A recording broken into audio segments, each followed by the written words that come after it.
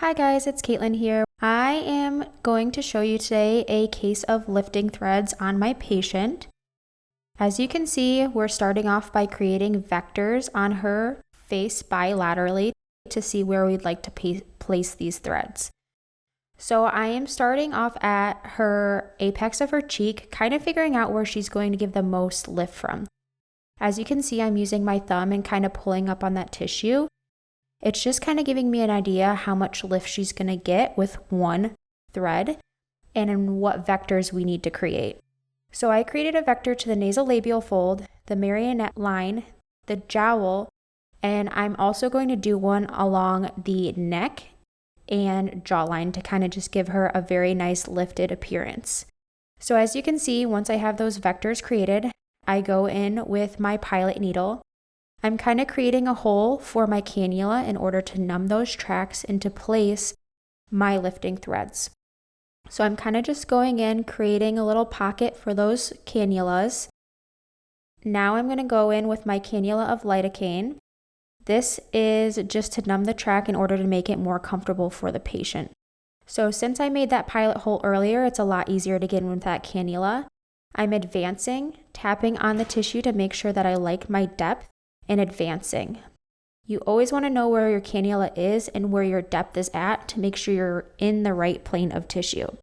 Here I'm just giving 0.5 of lidocaine in this track. We don't like to give more than 0.5 only because if you give more than 0.5, you're going to struggle with fluid volume overload in that area, and you're not going to know what's swelling versus fluid in the actual tissue.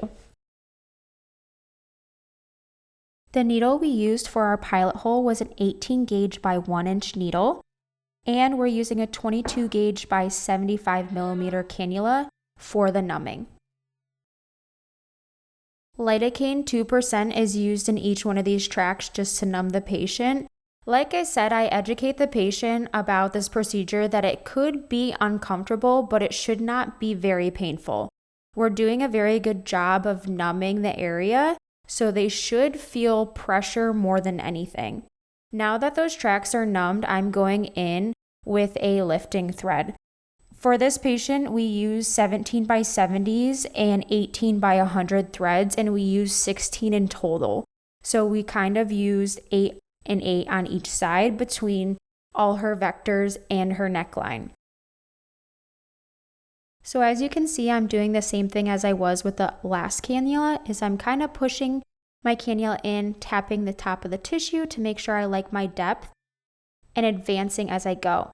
With these threads, since they are barbed, you cannot backtrack unless you put a syringe on it. So that's something to keep in mind.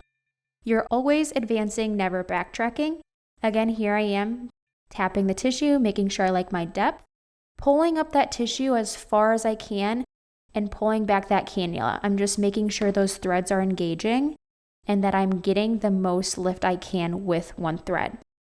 I'm going in the same pilot hole for every single lifting thread. If you struggle to get in the same pilot hole, a tip is to pull up the threads that are already there and kind of insert the new lifting thread behind those two that you've already placed. That's what I did here. I didn't really struggle that much because I used that technique. Here I am going again to the jowl with another lifting thread, checking my depth, pulling up on that tissue, and coming out with that cannula.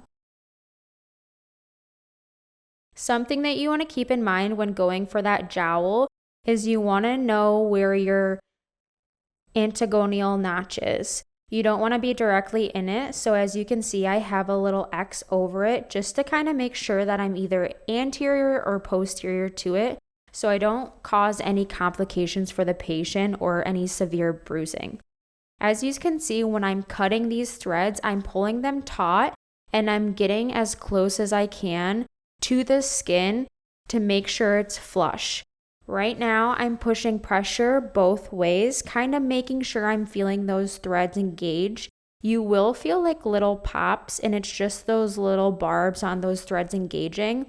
And I'm kind of massaging them out like that so that it happens while the patient's in the chair, and it's not going to happen as much when the patient gets home. Obviously, it's still important to educate your patient that when they get home and they're chewing or talking, those threads still may engage. That's completely normal. So patient education is extremely important when you're doing lifting threads. As you can see, I am now doing a jawline lifting thread. I'm going in with that pilot needle again, and then the cannula with 2% lidocaine. Just kind of numb that track. I don't have this vector drawn only because I already performed other lifting threads on this side of the face.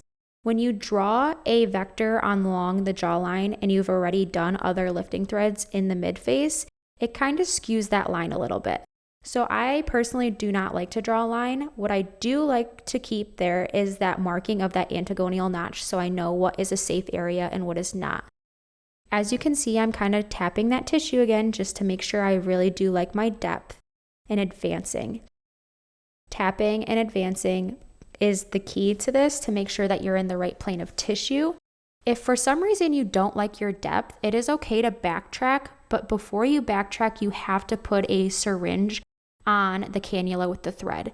If you go to backtrack without that cannula, without that syringe, it's going to create complications with the thread. You want to make sure that thread is locked into place before backtracking.